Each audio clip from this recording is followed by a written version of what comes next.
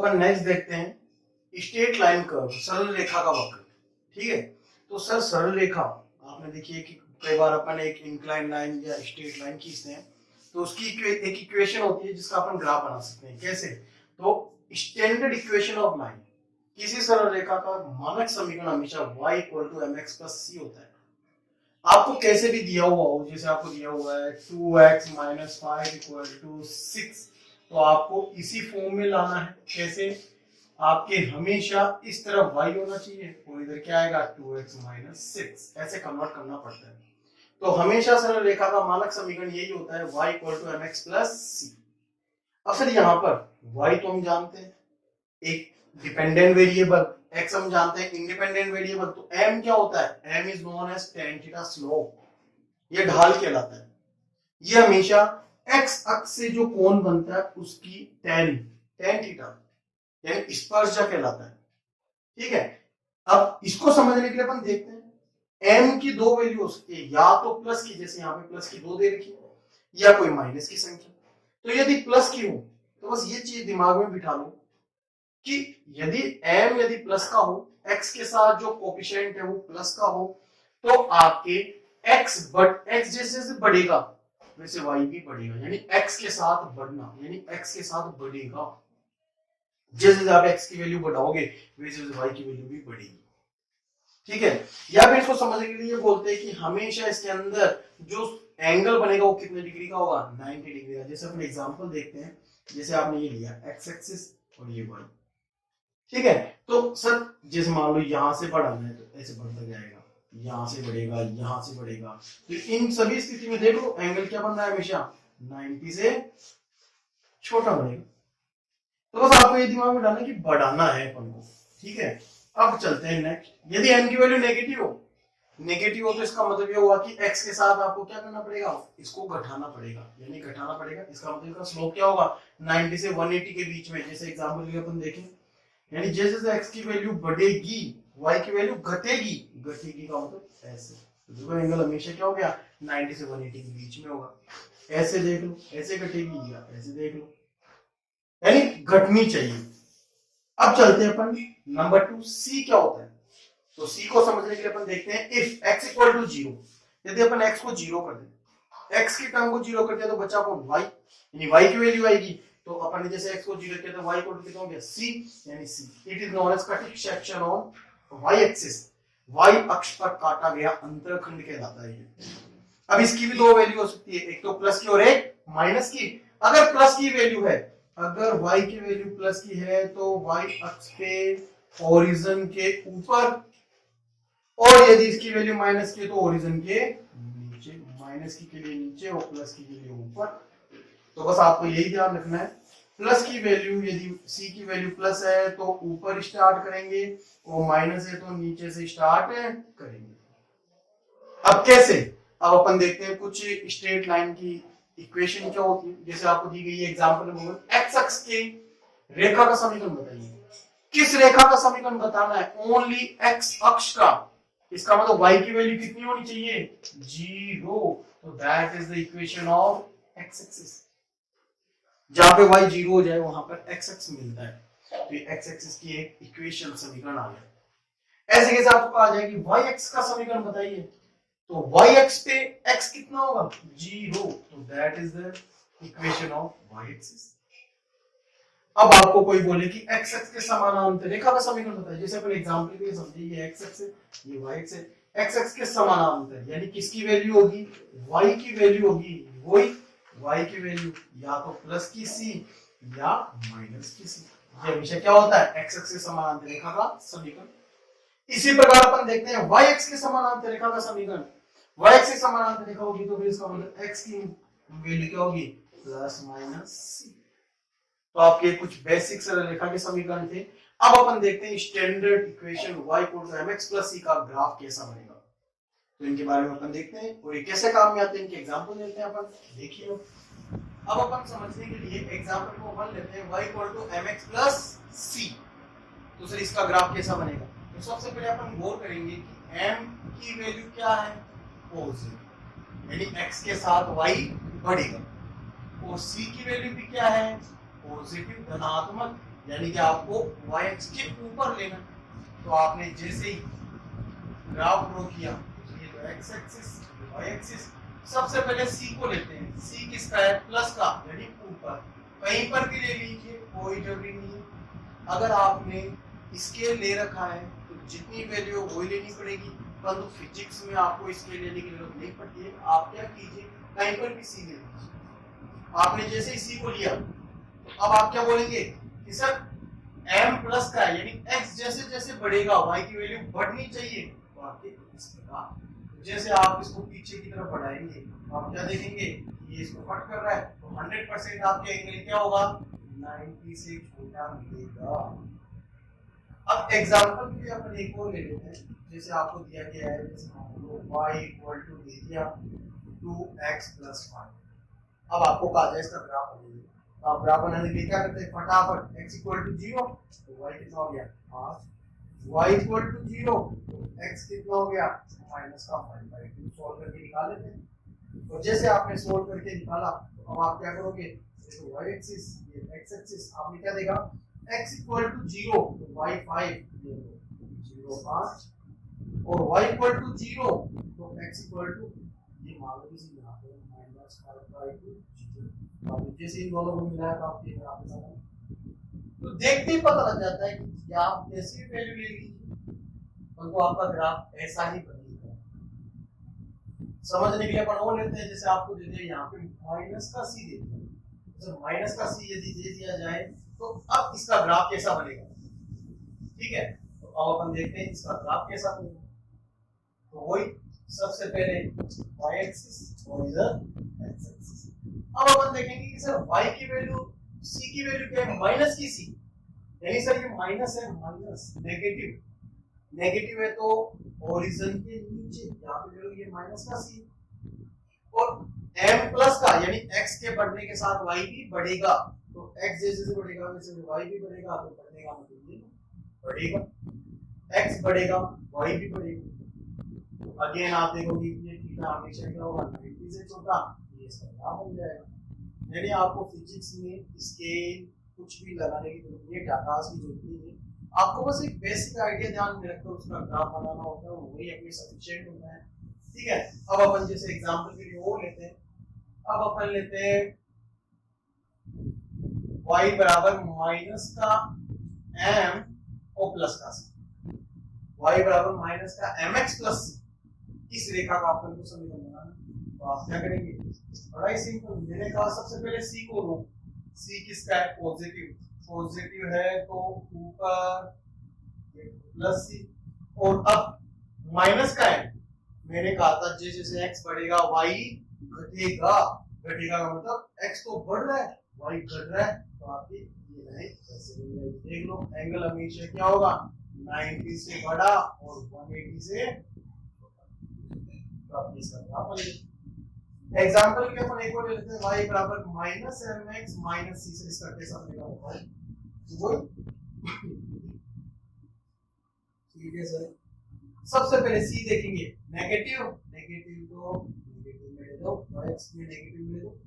अब m minus का, यानी x बढ़ेगा तो y घटेगा, x बढ़ेगा तो y घटेगा, घटेगा तो s, ये ऐसे घटा है, उसको पीछे बढ़ाएंगे, ये ऐसे नहीं,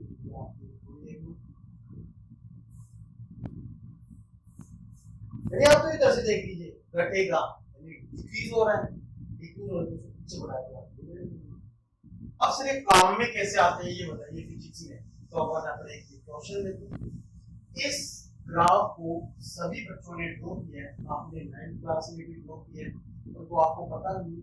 आप जानते हैं first equation of motion v equal to u plus at। अब आपको कहा जाता है velocity versus t graph draw कीजिए, वेग तथा समय का वक्र बनाइए। तो आप फटाफट क्या करते हैं, तो आपको पता है इसका ग्राफ कैसा आता है, तो हम समझते हैं। देखो सर v y एक्स पे ले रहे हैं, ये हो गया y, t को x एक्स पे ले रहे हैं तो t हो गया x, तो ये क्या बन गया देखना a x प्लस u। तो सर x की चार्ज जो होता है वो क्या कहलाता है, स्लोप, m क्या है प्लस का a, यानी पॉजिटिव वैल्यू, और u की किसकी वैल्यू है पॉजिटिव, तो मैंने क्या कहा था सबसे पहले अपन c को लेते हैं प्लस का u यानी y के ऊपर u प्लस का। अब जैसे जैसे t बढ़ेगा n प्लस का है a है, जैसे जैसे t बढ़ेगा वैसे वैसे y की वैल्यू बढ़ेगी यानी बढ़ेगी। ठीक है, अब समय कभी भी माइनस का नहीं होता है, ये ग्राफ इधर दी जाएगा। तो यदि आपको पता लगे तो आपने ऐसा कुछ ग्राफ देखा था, आपने ऐसे करके कुछ ऐसे निकाला था, इसको मान के सोल्व किया था, जिसका स्लोप क्या होता है थीटा क्या आएगा, ये वैल्यू कितनी होगी माइनस u, एक t हो गई, क्या आएगा v minus u upon t। इसको बताता था इक्वेशन देखो यहाँ पर भी n किसके बराबर है। अब अपन देखते हैं 12th क्लास का एक क्वेश्चन। आप सभी 12th क्लास के अंदर फोटो इलेक्ट्रिक इफेक्ट वाला प्रकाश विद्युत प्रभाव वाला एक समीकरण पढ़ेंगे, प्रकाश विद्युत प्रभाव। सर प्रकाश विद्युत प्रभाव यानी photo electric effect, photo electric effect. अब बहुत सारे बच्चे पूछेंगे सर ये होता क्या है, ये पूरा एक चैप्टर है अपन उसमें देखेंगे। तो मैं आपको एक इक्वेशन देता हूं, जैसे मैंने कहा kinetic energy is equal to h nu minus phi o। इसका ग्राफ ड्रॉ कीजिए। तो सर इसका ग्राफ ड्रॉ करने के लिए कैसे करें, तो मैंने कहा मान लो काइनेटिक एनर्जी तो y है और न्यू होती है आपकी फ्रीक्वेंसी यानी आवृत्ति, और आवृत्ति क्या है x है। तो आप बोलोगे y equal to hx minus phi o। Graph draw करें तो सर इधर तो yx पे क्या माना है काइनेटिक एनर्जी और x पे क्या माना है फ्रीक्वेंसी। तो सबसे पहले देखो कि सर ये m इसका है फोर्स, ये होता है आपके c इसका है c नेगेटिव है तो नीचे से, ठीक है। अब m प्लस का है तो जैसे जैसे x बढ़ेगा y बढ़ेगा, ठीक है। इसका स्लोप किसके इक्वल होता है, इसका स्लोप h के इक्वल होता है, जो आपके प्लांक कांस्टेंट कहलाता है। फिर अपने सिलेबस में क्वेश्चन भी है, इसके बाद ये देखेंगे। तो कभी भी काइनेटिक एनर्जी माइनस की नहीं होती है, माइनस की नहीं होती तो अपन इसकी ग्राफ नहीं, ठीक है। नेक्स्ट पढ़ते हैं अपन पैराबोला परवलय। सर ये पैराबोला परवलय का समीकरण क्या होता है, उसका वक्र कैसा होता है। तो देखिए अपन केवल पैराबोला के सिमेट्रिक पैराबोला की बात करेंगे, सममित परवलय। एक असममित होता है जैसे क्वाड्रेटिक इक्वेशन होती है ना, उसको असममित पैराबोला परवलय बोला जाता है। मतलब उसकी बात नहीं करें अपन, सिमेट्रिकल सममित की बात कर रहे हैं, जो y x x के सममित होगा, यानी जैसा प्लस की तरफ वैसा का वैसा, माइनस की तरफ वैसा का वैसा। सर कैसा होता है बताइए, देखते हैं अपन। सममित परवलय हमेशा मूल बिंदु से गुजरता है, इससे गुजरेगा दोनों चीजों से पास। अब अपन देखते हैं, जैसे आपको कह दिया y ax², या फिर इसको ऐसे बोला जाता है x² बराबर 4ay। इसका ग्राफ बनाइए। तो अपन क्या करते हैं, x की वैल्यू पुट करेंगे, y की वैल्यू गेट करेंगे। इससे बेस्ट ये है कि आप ये समझिए x और y में किसकी पावर 1 है, x और y में किसकी पावर 1 है y। तो ग्राफ yx की तरफ बढ़ेगा और ये बनता है आपके ऐसा, yx की तरफ बढ़ेगा और दोनों का सममित एक जैसा होगा। यदि आप x की वैल्यू प्लस की रखोगे और भी y की वैल्यू प्लस की आएगी, और x की वैल्यू माइनस की रखोगे तो उसका स्क्वायर होकर वो भी वैल्यू आपको प्लस की मिलेगी। अब अपन देखते हैं y -ax²। तो सर माइनस हो गया, जस्ट इसका अपोजिट बनाना है जो अपने ऊपर बनाया है, तो समझते हैं। देखना किसकी पावर 1 है, तो yx क्या तरफ बनेगा, और माइनस में है तो माइनस y एक्सिस में बनेगा। x =ay²। मैंने कहा सर किसकी पावर 1 है x की, और प्लस का तो प्लस x एक्सिस की तरफ बनेगा, ठीक है। अब आते हैं इसके ऊपर, किसकी पावर 1 है x की, तो वो भी माइनस की, तो माइनस x एक्सिस की तरफ बनेगा ये, ठीक है। तो आप ऐसे क्या कर सकते हैं, इसके काम में काम क्या आता है तो हम देखते हैं। आप जानते होंगे काइनेटिक एनर्जी बराबर p स्क्वायर अपॉन 2 p होता है लीनियर मोमेंटम सम वेग और काइनेटिक एनर्जी गतिज ऊर्जा। गतिज ऊर्जा का p सम वेग के साथ ग्राफ बनाना। तो सर काइनेटिक एनर्जी p पे क्या होगी p स्क्वायर डायरेक्टली प्रोपोर्शनल, ये क्या बन रहा है यानी y x square x square y directly proportional to x square, यानी इसका समीकरण हो गया पैराबोला परवलय। तो परवलय का ग्राफ बताया था किसकी पावर 1 है काइनेटिक एनर्जी, तो काइनेटिक एनर्जी x के अनुदिश बनेगा। आपको से ध्यान रखिए किसकी पावर 1 है उसकी तरफ आपको बनाना। अब अपन देखते हैं एक एग्जांपल जो कई बच्चों को कंफ्यूज करता है। आपने अभी देखा था ये तो क्या बोलते हैं अपने डायरेक्टली प्रोपोर्शनल इनवर्सली प्रोपोर्शनल का ग्राफ देखा था।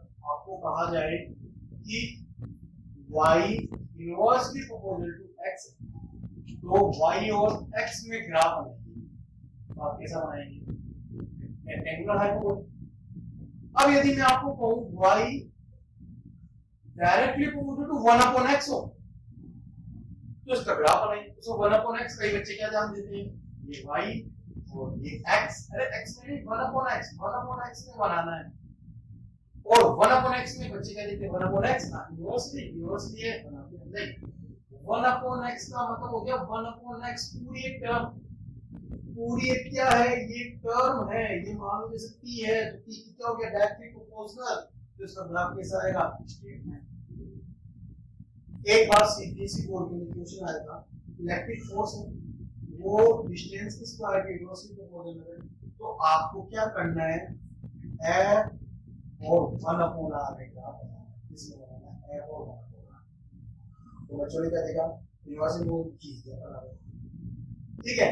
कई बच्चे ऐसे देखेंगे हां अरे ये तो डायरेक्टली प्रोपोर्शनल, हां सही है डायरेक्टली प्रोपोर्शनल 1 अपॉन r, वो तो स्क्वायर है तो 1 अपॉन r को यदि अपन p माने तो ये हो गया p स्क्वायर। तो p स्क्वायर बच्चों p स्क्वायर क्या है अरे पैराबोला, तो पैराबोला का ग्राफ कैसा बनेगा जिसकी पावर है कि उसको बनेगा f के अलोंग बनेगा यानी ऐसा बनेगा,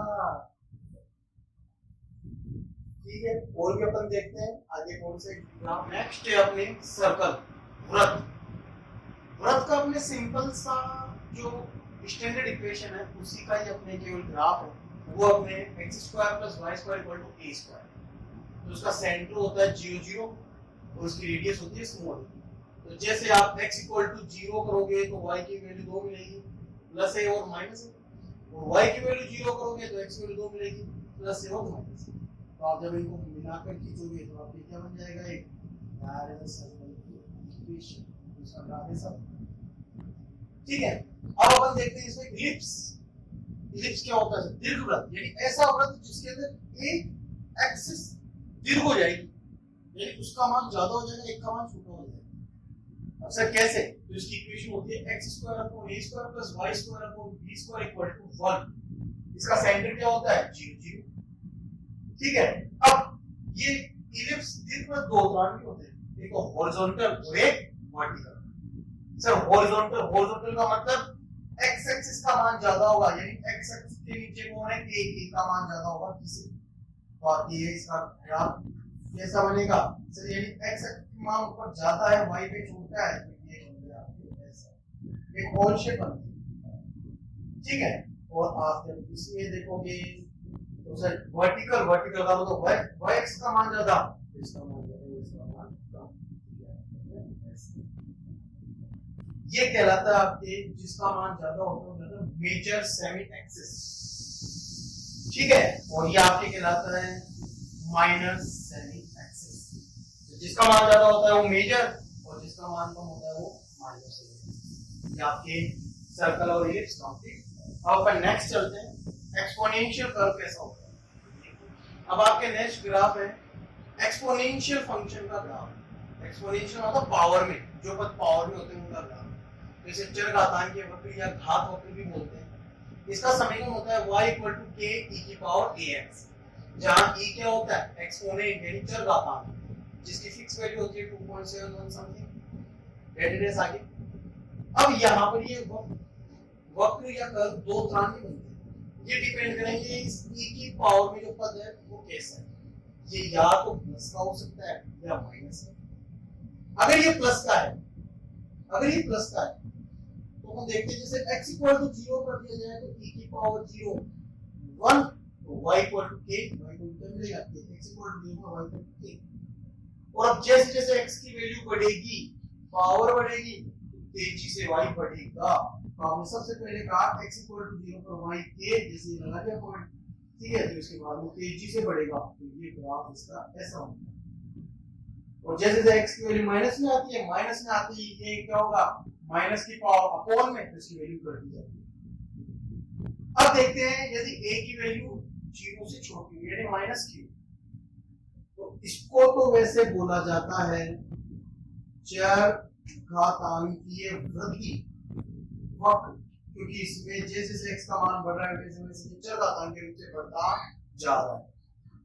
अब अपन देखते हैं a लेस देन 0, जब ये माइनस का हो तब क्या होता है, तो जब पावर माइनस की होती है तो ये पद माइनस का, माइनस के पद का मतलब जानते हैं किसमें आ जाता है, अपोन में आ जाता है।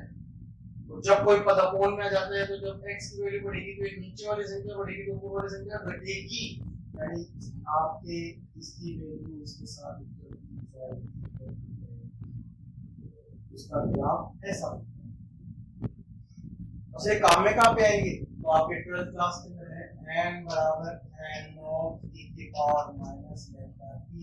ये एक सक्रिय पदार्थ की सक्रियता का समीकरण है, यानी ये प्रदर्शित करता है कि रेडियोएक्टिव पदार्थ कैसे समय के साथ धीरे धीरे क्षयित होता जाता है। रेडियोएक्टिव पदार्थ एक ऐसा पदार्थ होता है जो अल्फा बीटा गामा के रूप से करके अपने मूल संगठन को बदलता रहता है, यूरेनियम थोरियम में बदल जाता है, यानी वो कन्वर्ट होते रहते हैं।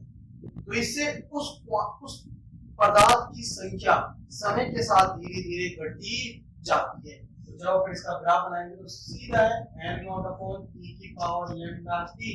जैसे आप ग्राफ बनाएंगे तो n ये हो गया अपने सक्रिय पदार्थों की संख्या होगी, t की वैल्यू 0 तो किसके बराबर n होगा, यानी यहां से स्टार्ट होगा। ये एक ऐसा ग्राफ है, ऐसा प्रवलयता वक्र है जो आपके y एक्स को टच करता है। अब जैसे जैसे t की वैल्यू बढ़ेगी, ये संख्या बढ़ेगी, तो इसकी वैल्यू बढ़ेगी, तो ये समय के साथ बढ़ता जाएगा बढ़ता जाएगा, तो ये इसकी क्या बन जाएगा, कोई पैरेलल n बराबर है n की पावर माइनस कहलाता है। ये हम देखेंगे 10th क्लास में। आपके नेक्स्ट वक्र है साइनसोइडल कर्व, ज्यावक्रीय ग्राफ। जैसे ज्यावक्रीय साइन फंक्शन का ग्राफ कैसे आता है, तो इसका समीकरण होता है y बराबर a sin x। ये तो आपके मैथ के अंदर, ठीक है। और फिजिक्स में क्या काम में लिया जाता है, y बराबर a sin ओमेगा t, जहां ओमेगा बराबर क्या होता है 2 पाई अपॉन कैपिटल t। तो यदि अपन इसके मान रखें और इसका ग्राफ बनाए तो देखना कैसा बनेगा, सभी जान वही ओल्ड मेथड काम में लेते हैं। इसको समझने के लिए थोड़ा सा ओल्ड मेथड काम जरूर लेना पड़ेगा, जिससे आपको ध्यान रहे। तो जैसे यदि अपन x की वैल्यू मैथ वाले फंक्शन में 0 पुट करें तो sin 0 0, तो y कितना आएगा 0।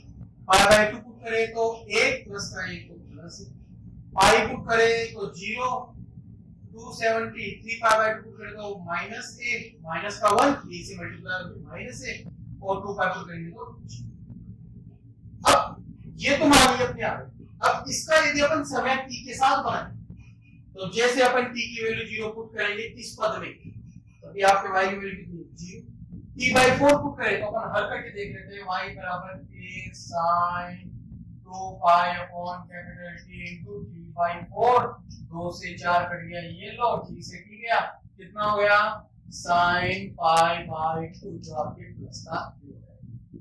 तो आपको पता है ये प्लस से आने वाला है, t by 2 पुट करोगे तो 100% 0 आएगा इसके अकॉर्डिंग, फिर t by 4 पुट करोगे तो माइनस से आएगा, और ये आपके तो सर इसका ग्राफ कैसे बनाएं, तो बच्चों ग्राफ बनाने में ध्यान दीजिए। आपने देखा कि आपको रेंज प्लस ऐसे माइनस के बीच में मिलेगी, तो आप जब इसका ग्राफ बनाओगे तो ये आपके तो y और ये आपके x, या टी ले लो, अपन टी लेंगे, फिजिक्स के अकॉर्डिंग अपन टी का बनाएंगे। अब सर रेंज कहां तक मिल रही है, प्लस ए से माइनस ए, तो पहले ये रेंज लगाओ, इसके बाहर ये कर्व नहीं जाएगा। अब इसके बाद में साइन का ग्राफ देखें तो आपके जीरो एक होता है t/4 पर, एक होता है t/2, एक होता है 3t/4, फिर एक होता है, तो जैसे आपने देखा t/4 पे कितना होता है प्लस साइन, t/2 पर 0, 3t/4 पर माइनस है और 0, इसको मिला के जब आप ग्राफ बनाओगे तो साइन का ग्राफ आपके ऐसा बनेगा। इसी प्रकार आगे चलता जाएगा। ये किसका ग्राफ बन गया, ये आपने बन गया y बराबर a sin ओमेगा। ठीक है, ये तो बड़े सिंपल से क्वेश्चन है। अब अपन देखते हैं इसका एक एग्जांपल, जैसे बच्चों इसके ध्यान देना, मिलेगा y बराबर a sin omega t plus phi का ग्राफ। असल फाई कितना है यहाँ पे आपको नहीं दे रखा है, फाई कितना है, तो आप इसका ग्राफ कैसे बनाओगे, तो बस आपको एक चीज पता होनी चाहिए, सबसे पहले t बराबर 0 पे देख लो, t बराबर 0 तो y क्या आएगा a sin फाई, यानी कि ये वैल्यू क्या है प्लस की, और ये हमेशा a से क्या होगी छोटी, क्योंकि साइन का मान हमेशा 1 से छोटा होता है, तो आपके इसका मान हमेशा a से क्या रहेगा छोटा। तो सर इसका ग्राफ कैसे बनाए, तो इसका ग्राफ बनाना देखना बड़ा इंपॉर्टेंट है। अपने 12th क्लास के अंदर ऐसा ग्राफ है सर, वही रेंज लगाएंगे प्लस है और नीचे माइनस, जैसे आपकी रेंज लगी, ठीक है। अब रेंज लगी, अब सर ग्राफ कैसे बनाए, फाई की तो वैल्यू ही नहीं है, तो यहाँ पर ग्राफ बनाने के लिए अपन सबसे पहले साइन ओमेगा टी का एक ग्राफ बनाएंगे।